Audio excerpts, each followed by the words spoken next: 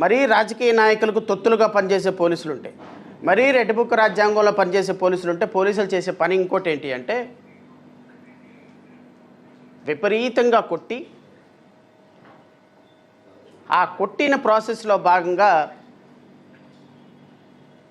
Rarest of the rare కేసెస్లో జరిగేది lockup death.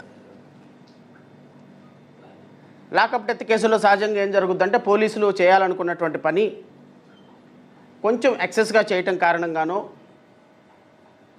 కొట్టకూడని చోట కొడితేనో, కొట్టాల్సిన సందర్భంలో కొంచెం ఎక్కువగా కొడితేనో సహజంగా ఇంకొంచెం ఎక్కువ దెబ్బలు తగిలి చనిపోయింది లాకప్ డెత్.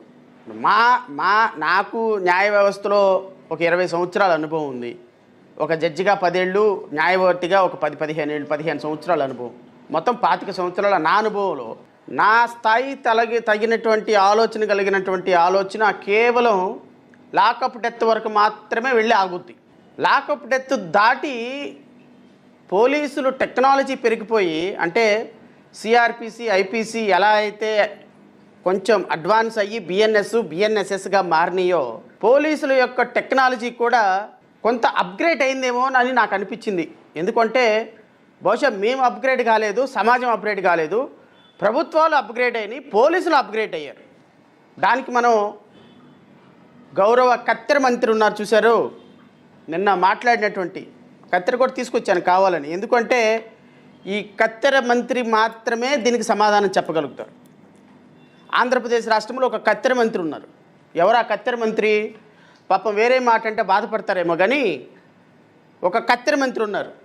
ఇంతకుముందు ఇప్పుడున్న హోమ్ మినిస్టరు ప్రెస్ మీట్కి వచ్చింది అంటే ఏదో ఒక ఆయుధం ఉండాలి, ఒక కత్తెర తీసుకొని వచ్చేవాళ్ళు ఇలాగా. సో ఇప్పుడున్నటువంటి హోమ్ మినిస్టరుని మనం ముద్దుగా కత్తెర మంత్రి అని పిలుచుకోవచ్చు. ఈ కత్తెర మంత్రి గారు నిన్న ఇన్విజిబుల్ పోలీసు, విజిబుల్ పోలీసు అంట. మాకైతే ఆ పదాలు తెలియవమ్మా. మరి మేము న్యాయ పరిభాషలో కొన్ని సంవత్సరాల పాటు న్యాయమూర్తిగా ఉన్నా, న్యాయవాదిగా ఉన్నా, హైకోర్టు న్యాయవాదిగా ఉన్నా, సుప్రీంకోర్టులో కేసులు వాదించినా కానీ మీ అంత పరిజ్ఞానం నాకైతే లేదమ్మా. విజిబుల్ పోలీసింగ్, ఇన్విజిబుల్ పోలీసింగ్ అంట. ఆ పదాలకేంటో నాకు అర్థం కాలేదు. కత్తెర మంత్రి గారు నిన్న వచ్చి ప్రెస్ మీట్లో మాట్లాడినటువంటి మాటలు రాష్ట్ర ప్రజలు ఖచ్చితంగా గమనించి తీరాలి. నేను వారి మాట్లాడినటువంటి మాటలకు కూడా ఆధారాలతో మాట్లాడతాను. ఎందుకంటే ఒక హోమ్ మినిస్టర్ స్థానంలో కూర్చొని ఈ రాష్ట్ర పరిస్థితిని, రాష్ట్రంలో ఉన్న క్రైమ్ రేట్ని ఎంత అబద్ధాలతో ప్రజలకు చెప్పే ప్రయత్నం చేశారు అనే దాని మీద కూడా నేను ప్రజలకి వివరించే ప్రయత్నం చేస్తాను. ఈరోజు రాష్ట్రంలో పోలీసుల యొక్క పనితీరు, పోలీసులు ఎంత అప్గ్రేడ్ అయ్యారు అంటే ఎన్కౌంటర్ చేసి లాకప్ డెత్ చేస్తే వెంటనే లాకప్ డెత్లో సహజంగా మళ్ళీ ఇంకొక ప్రక్రియ ఉంటుంది. ఎక్కడైనా సరే కొడుతున్నప్పుడు లాకప్లో చనిపోతే ఇమ్మీడియట్గా మేమేమీ చంపలేదు, తనే అనారోగ్యంతో చచ్చిపోయారని ఒక డిఫెన్స్ తీసుకుంటారు పోలీసులు. నెంబర్ 2, అతనంతటికే విచారిస్తున్న సమయంలో అపార స్థితికి వెళ్ళిపోయినాడు, సహజంగానే మేమేమీ కొట్టలేదు అని ఇంకొక డిఫెన్స్ తీసుకోవచ్చు పోలీసులు. కానీ దేశ చరిత్రలో ఎప్పుడూ లేని విధంగా, ఇది నా ఆరోపణ కాదు, కుటుంబ సభ్యుల ఆరోపణ. సాయి కృష్ణ అనేటువంటి ఒక వ్యక్తి, ఒక యువకుడు, ఒక తల్లి కడుపున 9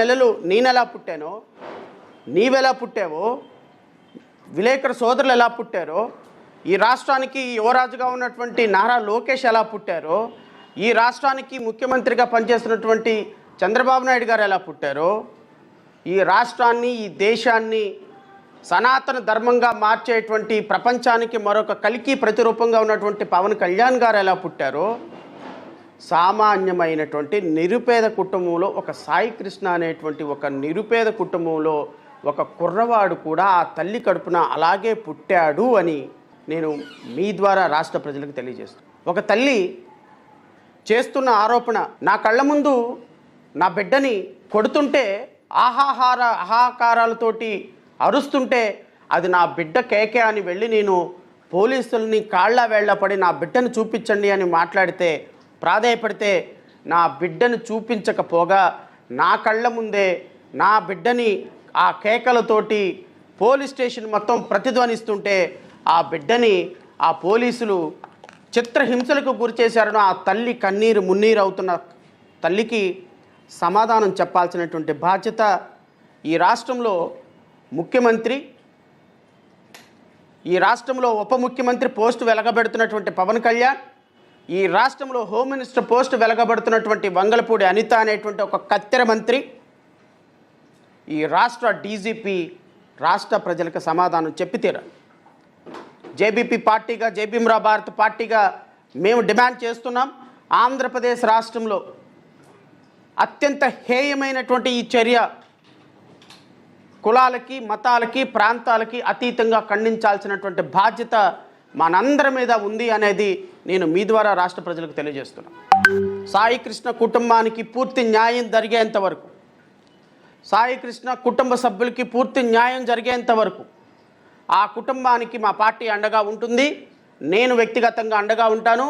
న్యాయపరంగా అయినా ఇంకొక పరంగా అయినా ఈ రాష్ట్ర ప్రభుత్వంలో పోలీసులు చేసిన దుశ్చర్యల్ని ఉరఫ్ కత్తెర మంత్రి వచ్చి చెప్తుంది. ఈ రాష్ట్రంలో గత ప్రభుత్వంలో అంట సీసీ కెమెరాలు లేవంట, ఈ ప్రభుత్వం వచ్చిన తర్వాత సీసీ కెమెరాలు పెట్టించిందంట. నేను అడుగుతున్నా, సీసీ కెమెరాలు పెట్టిస్తే మే 9వ తారీఖు నుంచి ఈ రోజు వరకు కృష్ణలంక పోలీస్ స్టేషన్లో CC footage minute to minute మీరు మీడియాకి రిలీజ్ చేయగలుగుతారా? నేను డిమాండ్ చేస్తున్నా.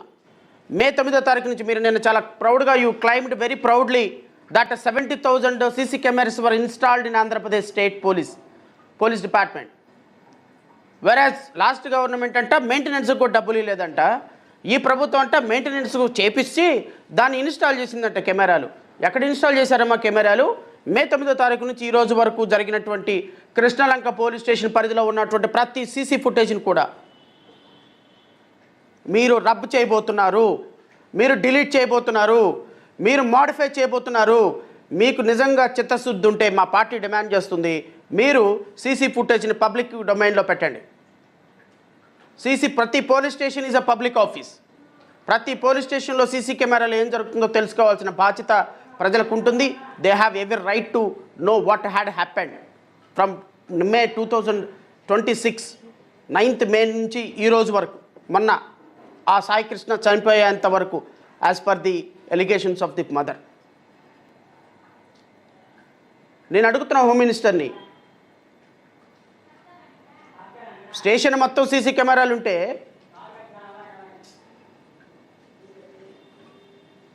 సిఐ రూమ్లో సీసీ కెమెరాలు ఎందుకు లేవు?